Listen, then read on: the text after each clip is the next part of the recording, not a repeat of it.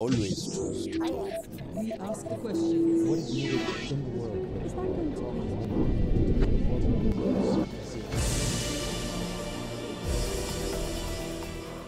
Dugogodišnji ministar i visoki dužnosnik Republike Turske, potpredsjednik Stranke pravde i razvoja, jedan od najbližih saradnika turskog predsjednika Redžepa Tayyipa Erdoana. O pokušaju vojnog udara u Turskoj, masovnim hapšenjima i budućnosti Turske, za Al Jazeeru govori Mehmet Mehdi Eker. Mr. Eker, first of all, thank you very much for agreeing to speak to Al Jazeera. Now, it's been nearly 3 months since the bloody coup attempt in Turkey took place. Do you see the possibility of a second coup attempt taking place in Turkey anytime soon? Well, we do not expect any of such, but as some of elements of these coup plotters, they escaped that night. So I mean, there might be some individual attempts or suiciders or bombers or attackers of such. But I mean, in a much more organized way, we wouldn't expect, in that to be actually attempted, because the nation, the great nation, gave a very good lesson to coup plotters that I think no one from that time would, attempt such a bloody coup that time and so on. Right. How has the coup attempt affected Turkey socially, politically, and economically? Would you describe the atmosphere now in Turkey as being stable? Turkey is stable. Indicator is that the most important indication is that we gained a momentum towards solidarity. It is very essential, regardless of our political parties, regardless of the age and the social classes and all these things. Turkey is unified, and now in solidarity, people are hand in hand. The social structure is fortified, I would say. The second issue, economically, Turkey is improving well, doing quite well. As you know, in 26th of August, we've inaugurated the third Bosphorus bridge, along with, the highway, connecting this bridge to other bridges and other motorways. The big, investments, actually the great investments with the billion and billion US dollars cost. For instance, the biggest, the third airport that now under construction is going on and moving very well, and some other, for instance, the Eurasia tunnel now is about to be completed and will be inaugurated in the December, in 2 months' time. So socially, economically, Turkey is doing well and progressing. The Turkish government blames Mr. Fethullah Gulen and his followers for the coup attempt. Why do you think the Hizmet movement was able to pull this off alone? We know that the Turkish armed forces have been, since their inception, dominated by hardline Kemalists. Why do you think that the Hizmet movement was able to pull this off alone without the help of the Kemalist leading generals, lieutenants, and colonels within the Turkish armed forces? Now around 140 generals are now in custody. So when you look at their ranks, almost all of them are brigade general, on the first step of general, with very few, I think, with the major general is one, which is the commander of 2nd Corps in eastern part of Turkey.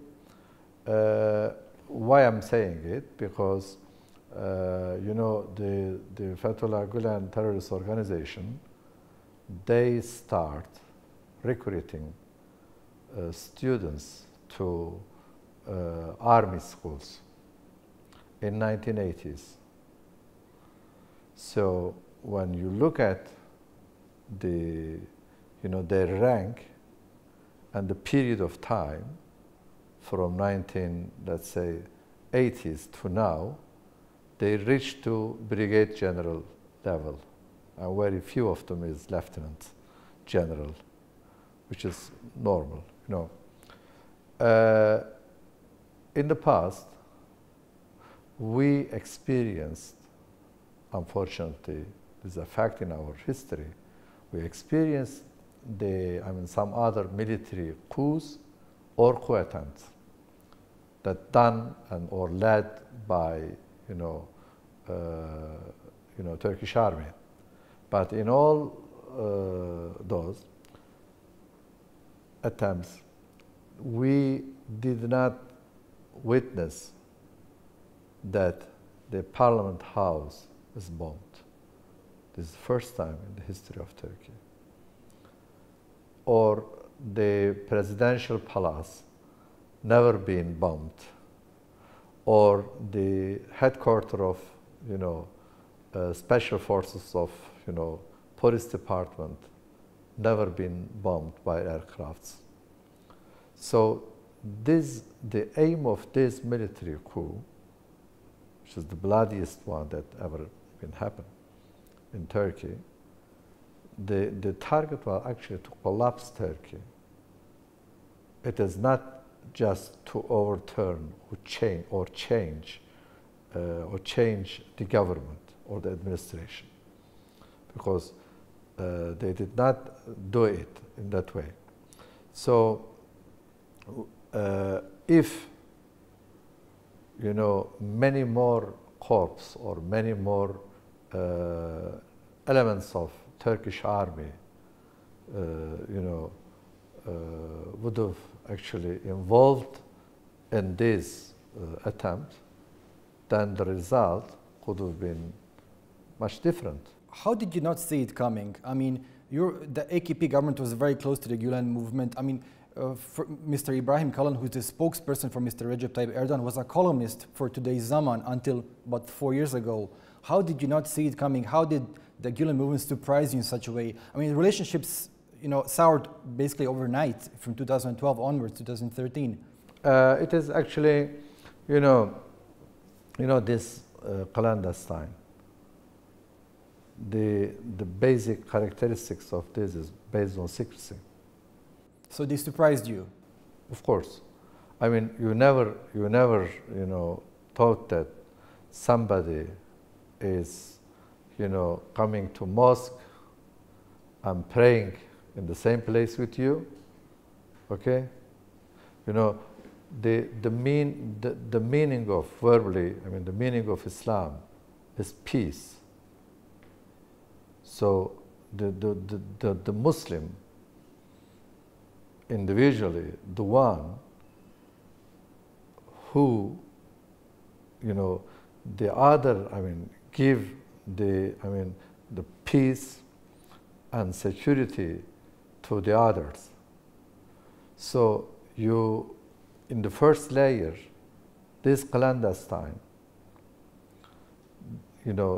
do legal activities, education, charity, student dormitories, prep schools, and social activities, assistance to poor and so on. So that is the first layer. So they are doing, media, they are doing, health services, and all, other activities. So you see the first layer. It's a kind of, I want to make an analogy. There are two types of microbes, bacteria and viruses. Bacteria can be defined and observed, easily. by an ordinary, microscope. Whereas you can, define, identify, and see the viruses via ordinary microscopes. You need electron microscopes. Because the prep schools are a major source of funding yes, for the movement. Yeah, exactly. prep schools is very, very important for them. Now, what I wanted to ask you a follow-up question. In the last couple of months, in the last 2 months, tens of thousands of people have been sacked, dismissed, and discharged. Nearly 40% of the Turkish armed forces generals have been dismissed. Nearly half of your fighter pilots have been discharged.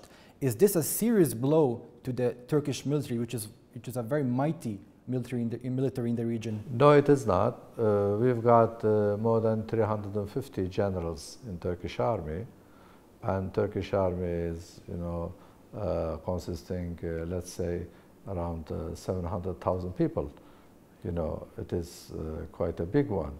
So the elements of these, coup plotters and Fethullah Gülen organization, now we have identified that around 140 generals, but most of them are, at the junior level. I mean, the first brigade or lieutenant. These are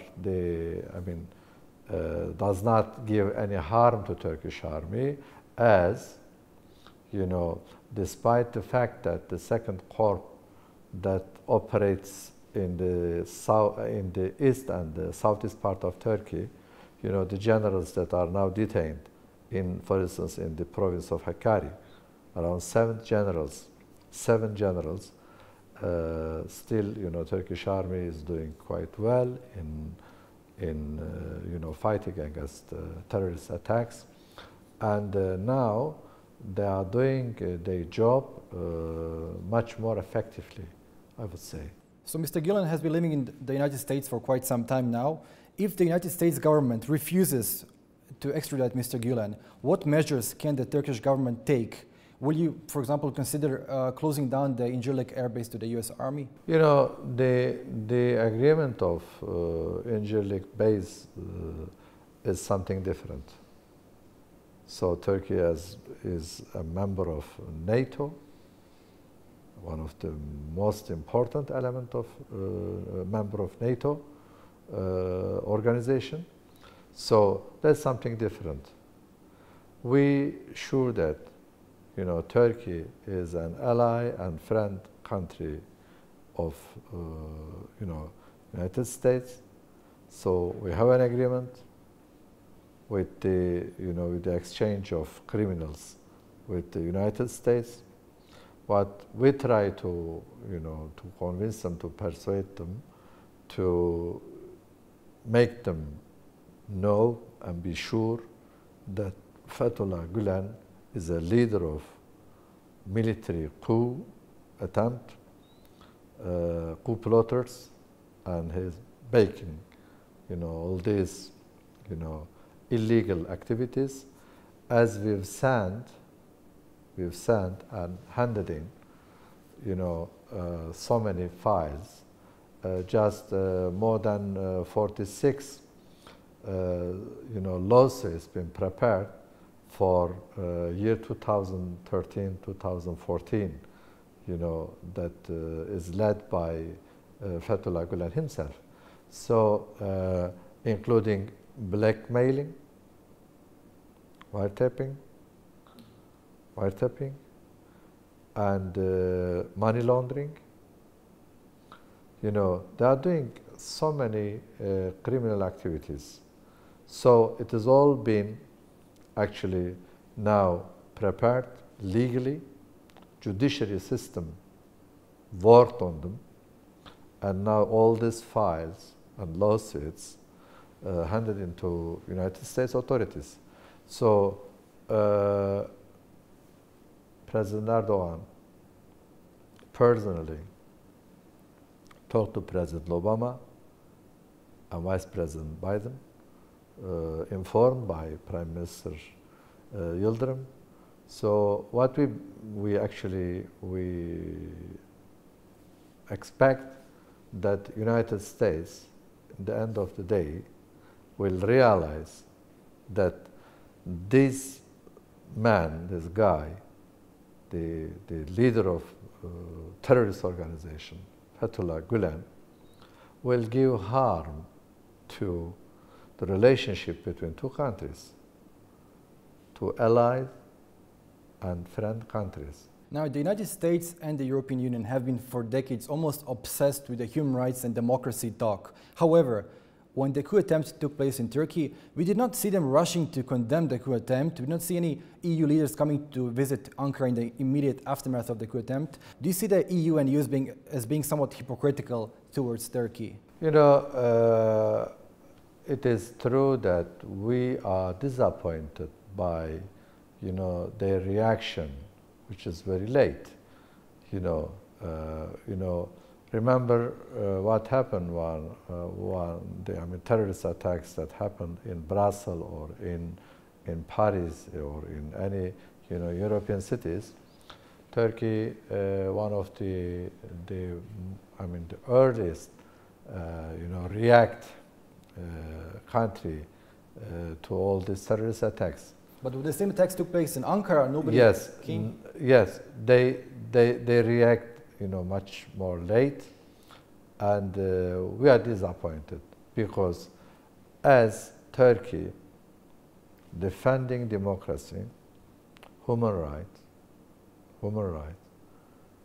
and the rule of law, which are all actually the universal values of European Union. So we adopt them, we implement them, we protect them, we defend them.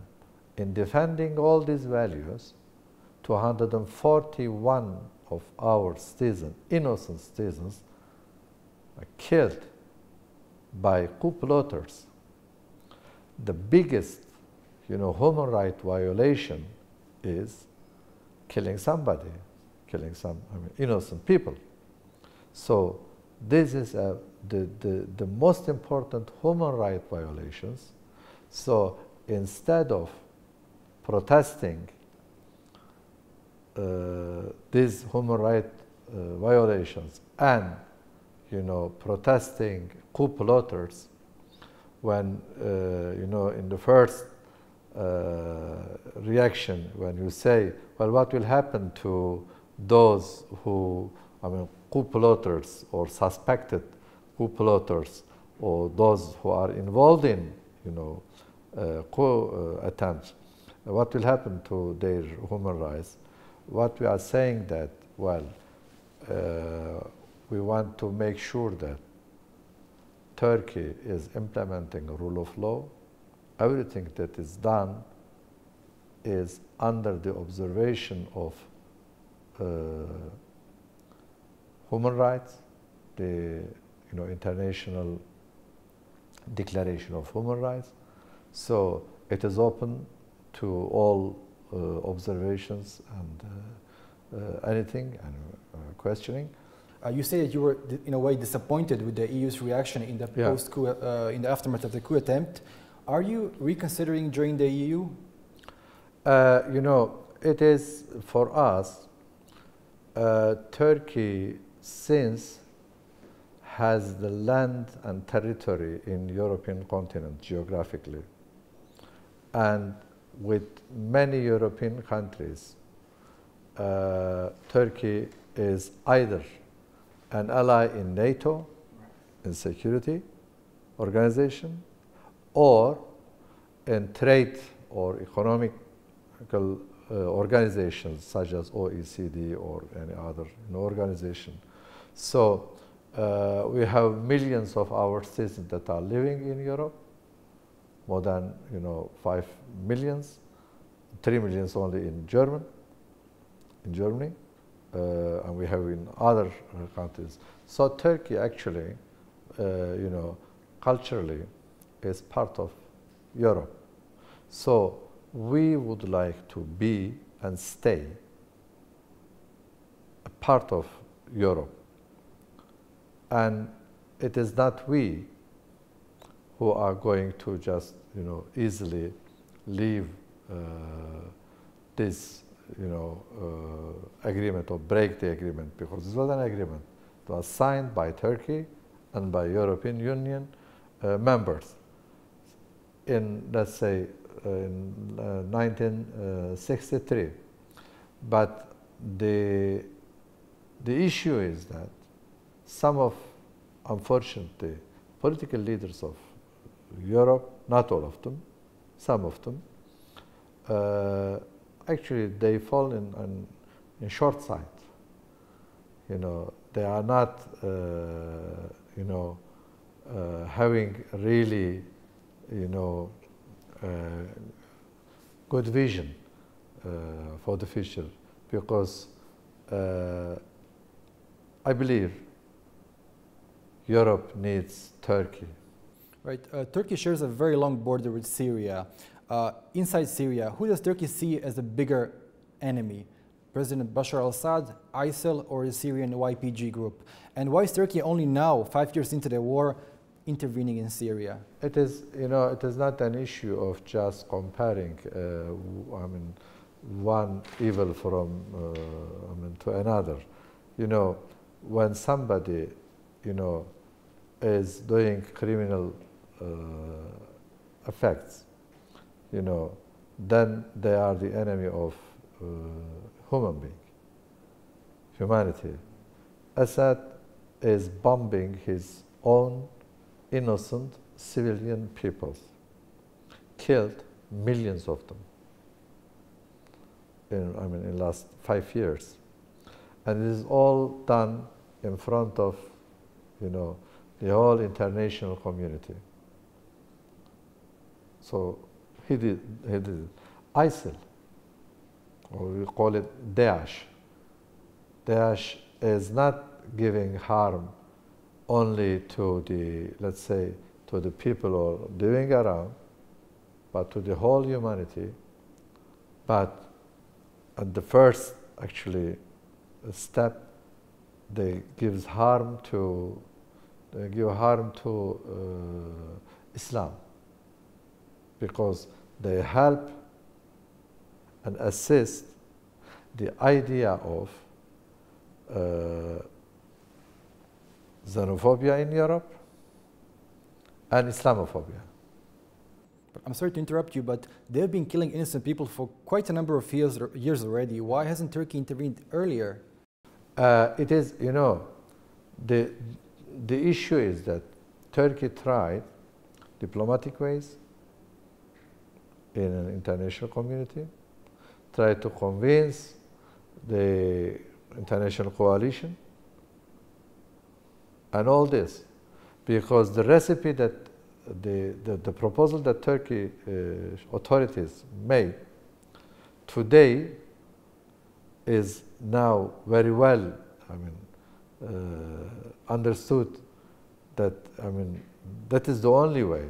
What Turkey, you know, proposed was create, you know, first of all, you know, create a security zone, okay, to, I mean, but Turkish allies were against this idea. Yeah, put no-fly zone, okay, and some restrictions that make people of Syria that do not leave their own territory and country, just live in that area, I mean, the most secure way.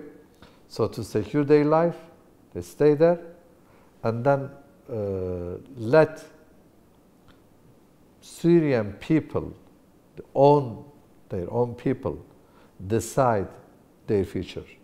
Some 5 to 10 years ago, Turkey was hailed as a model Muslim country. You had a flourishing democracy, a booming economy, a country which respected media and personal freedoms. Yet today, many foreign observers say that Turkey is no longer that same Turkey that it was 10 years ago, that media freedoms have been curbed, personal freedoms have been curbed.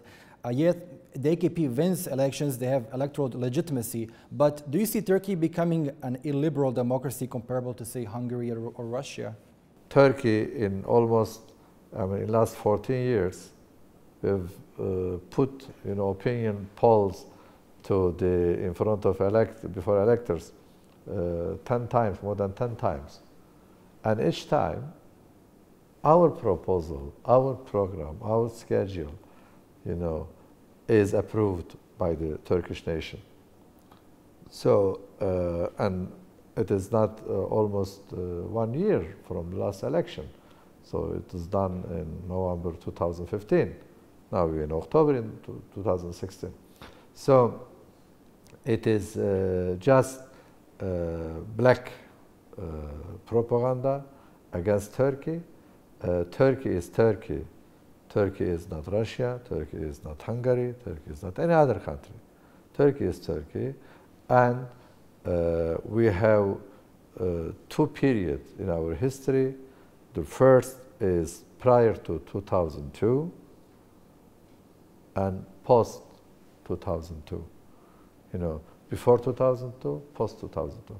So when you have to, I mean, when you look at, you know, these two eras, I would say, you will make a clear vision and see it quite, you know, accurate that post 2002 it's much more liberal, much more democratic in terms of human rights, democracy, and many things. At that note, thank you so much once again. Thank you very much.